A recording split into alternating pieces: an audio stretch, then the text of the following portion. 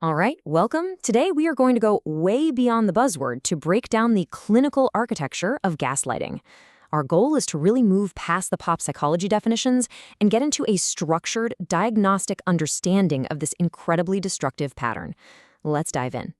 So before we can even start to unpack the manipulation, we've got to talk about the baseline, what a healthy psyche looks like. And that's what we call internal consistency. Think of it as the bedrock of self-trust. It's that core, gut-level beliefs that tells you, yeah, what I just saw, what I just heard, what I remember, that's real. This very trust is the primary target of the gaslighter. Their entire goal is to systematically tear it down. Okay, so here's our plan. We'll start by defining the pathology, what this actually is. Then we'll walk through the stages of how reality gets eroded. After that, we'll get into the specific linguistic tools that are used, look at the very real biological trauma, and finally, we'll cover the key interventions for recovery. Now, this is so important to get right. Gaslighting isn't just, lying or disagreeing. It is, as you can see here, a tactical assault on perception. It's a strategic, methodical, and relentless attack on someone's sense of reality. The goal here is brutally simple. Make the target question their own mind. That's it. The manipulator is trying to overwrite the target's reality with their own, which creates this massive confusion and ultimately dependency. By dismantling someone's ability to trust their own senses, the manipulator gains almost total psychological control. The bottom line here? It's all about power. So how does this actually play out? You have to understand, this erosion of self-trust, it doesn't just happen overnight. It's a process, and it unfolds in predictable, clinically identifiable stages. Recognizing these stages is absolutely key to early diagnosis and intervention. And it often starts with this simple, devastating phrase, "I never said that." Especially when you know they did. See, the power in that line isn't just about denying the facts. It's a direct attack on your memory of the facts. It's designed to plant that first, tiny, but critical seed of self-doubt. Okay, so this slide really breaks down how things escalate. It all starts with that little seed of doubt. The target's natural response is to push back, to defend what they know is true. And that leads to step 2, the defense spiral.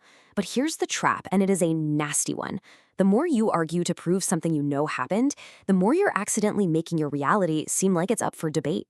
This is profoundly exhausting, which sets up stage 3, the reality handover, where the target is just so worn down, so tired, they finally give in. They surrender their own version of events just to make the conflict stop.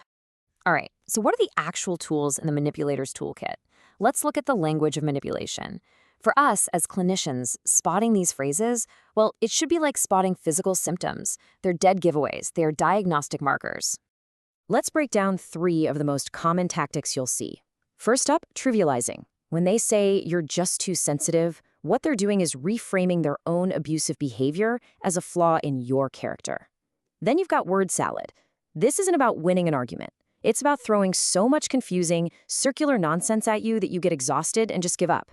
And finally, stonewalling, the silent treatment. This is a power move designed to make the target so desperate for connection that they'll beg to get back to any shared reality, even a toxic one. Okay, I really need you to hear this next part. This is not just in your head. This psychological warfare has a measurable physical impact. We can literally see the biological trauma in a person's brain chemistry and function. It's real. So the first thing that happens on a biological level is that the brain gets locked into this state of chronic high alert, what we call hypervigilance.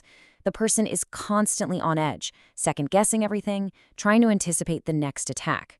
It's like the brain's alarm system is just stuck in the on position. And that is absolutely exhausting. And being in that constant state of alert, well, it floods the system with cortisol, the body's main stress hormone. Now, cortisol is great if you need to run from a tiger, but having it drip-fed into your system 24/7 is incredibly damaging. Basically, the person is living in a state of constant low-grade terror, chemically speaking. And this is where the damage gets really concrete. Those sustained high levels of cortisol can actually damage and even shrink the hippocampus. Why is that a big deal? Well, the hippocampus is mission control for your memory. So what we're seeing is the psychological abuse causing actual, measurable brain fog and memory problems. And this is the truly twisted, tragic irony of the whole thing. The manipulator accuses the target of being forgetful, unreliable, crazy. Then, The biological stress from the abuse actually impairs the target's memory.